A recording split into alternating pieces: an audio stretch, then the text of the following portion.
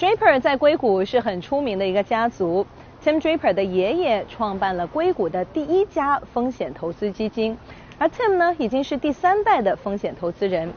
虽然头顶着家族的光环呢，Tim 本人也是一位独具慧眼的投资人。他成功投资了 Hotmail、Skype、Tesla 和百度等项目。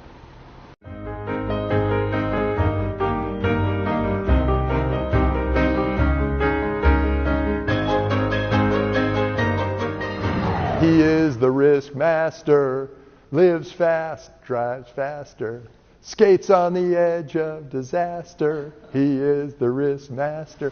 That's the story of the entrepreneur. 德瑞普在美国风险投资界开创了许多个第一。他是第一个写歌唱歌的风险投资家，第一个在美国做风险投资广告，第一个到股票市场上市，第一个在世界各地开设分公司或子公司，第一个进行病毒式行销，而且是第一个投资中国的硅谷风险投资基金。I was the first Silicon Valley venture capitalist in China. And by doing that, I could have gotten into everything. We backed a few of them, and those turned out to be Baidu and Focus Media and Kongjong and Yipei and some amazing companies that have made a big impact on China. 德瑞普创办的德丰杰基金管理着超过60亿美元的基金。1999年，德丰杰开始进入中国，投资了百度的第一笔融资，成为他在中国投资最经典的案例。And I brought all my other investor buddies in as soon as Baidu went public. Before Baidu went public, they thought I was crazy. But when Baidu went public, there was this mad rush to go and invest in China. And so I feel that I led all my friends into China. Well, I love China. I love the Chinese. I love how dynamic and intelligent and driven and opportunistic and willing to do whatever it takes that the Chinese people are. And I've had a really wonderful experiences there.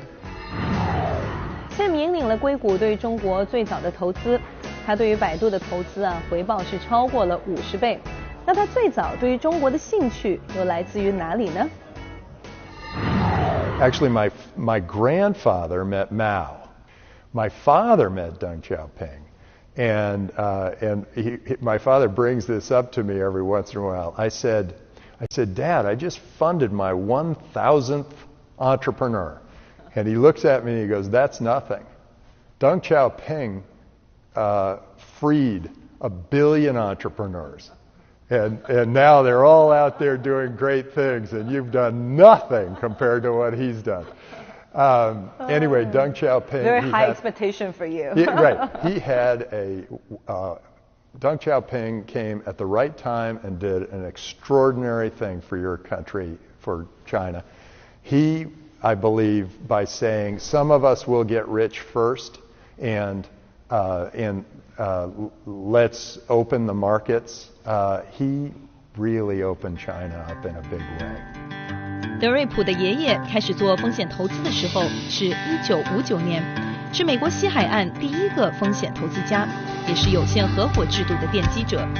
他的父亲也创办了自己的投资公司，见证了硅谷从萌芽到成熟的过程，还出任过美国进出口银行主席和联合国开发计划署署长。爷爷和父亲当年与中国的渊源，在德瑞普的心里留下了深刻的印记。他很年轻时候，他爸就带他到蒙古去，带他就到很多中国偏远地方去，那是游玩的性质。而后来，其实在他心目中就产生了一个场景，我一定要在这个有潜能的地方做些很多工作。后来他确实也就 follow 他的 mind， 就是他跟着他的心里边去做一件事呢，其实做得非常成功。就是这种用 venture 这种做 early stage 投资呢，投资中国非常成功。It was about 30 years ago that I went to China for the first time. I was with my father, and we drove on the only paved road, in the only car, the only paved road to the only international hotel in all of Beijing. It was called the Friendship Hotel. The next time I went was about 10 or 15 years later. I saw a few with blue windows. And I thought, oh, that blue window salesman's going to make a fortune. And then I thought, oh boy, this is going to explode. The markets are going to open up here. This is going to be great. So then I met with the finance minister in China. And he said, well, what would you recommend? And I said, I would recommend that if anybody comes in and invests in your country, that they make as much money as they possibly can. They go back, they tell all their friends, and then they'll come out. And he was listening. And I then, about 5 years later, started to invest in China. 2016年底以来，中国大幅度收紧资本外流的管制，使德瑞普对中国的投资环境感到忧虑。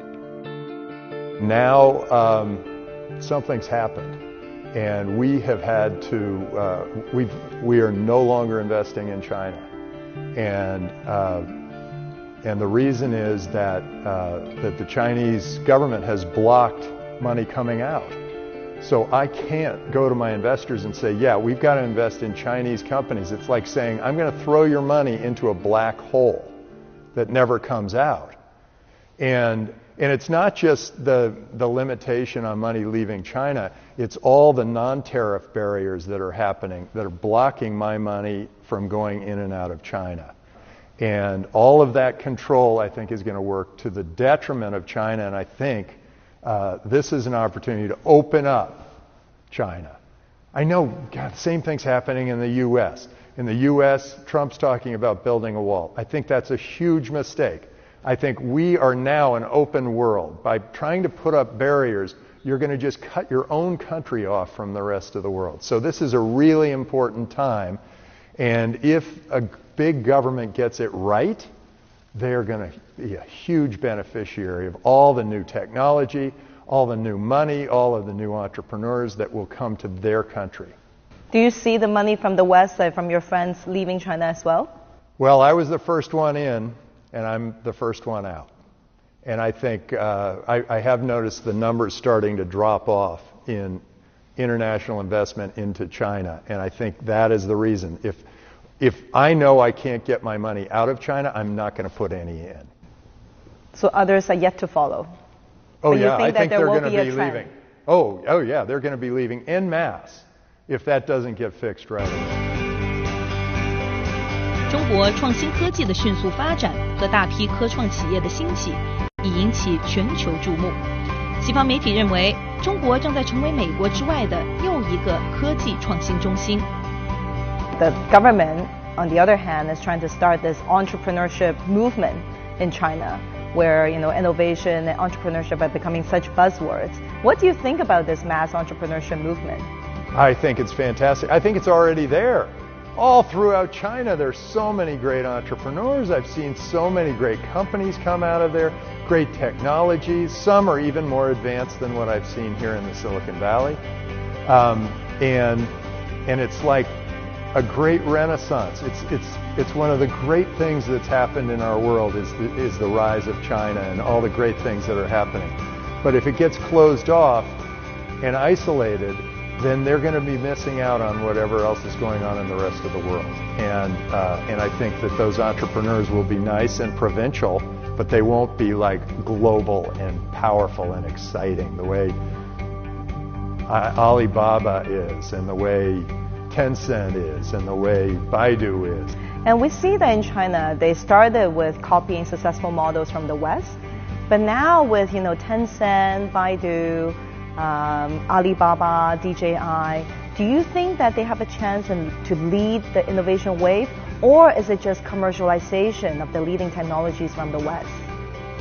No, I think the same thing happened in England. They used to say, oh, those people from the colonies, meaning the U.S., oh, they're good at manufacturing, but they'll never invent anything new, and they're just copying or whatever. And then all of a sudden America became this innovation center of the world. I think the same thing could happen to China as long as the borders and the money flow all stays open.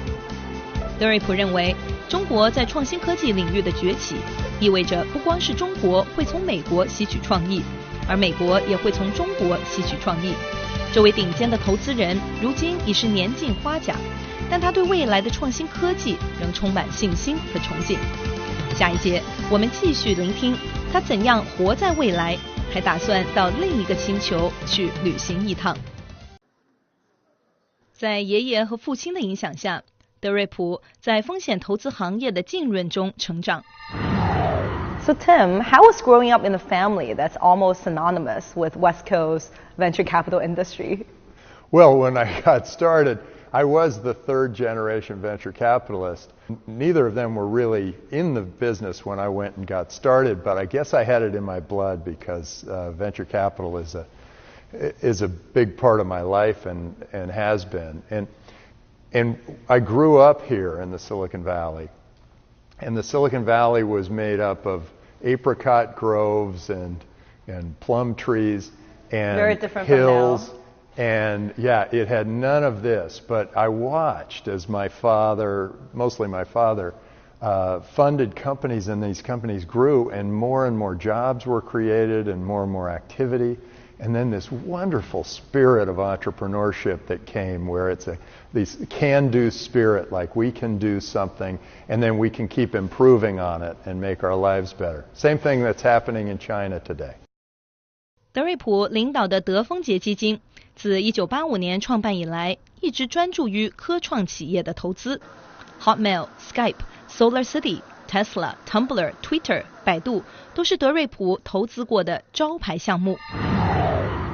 Tim 被形容是一个勇敢新世界这样的投资者。据说他寻找会飞的车很多年。他喜欢投资从零到一的大胆创新和有可能改变世界的项目，所以他钟情于早期投资。And you're always looking for crazy ideas, transformative ideas. But how do you differentiate? Because some crazy ideas will just stay being crazy ideas, and some will be turned into great ideas. Well, the things I look for are the ideas that are crazy, but also have that little piece of this can become something that can transform an industry. If it's a crazy idea that can potentially change an industry, and particularly an industry where we're getting bad service at a high cost, those are usually industries that are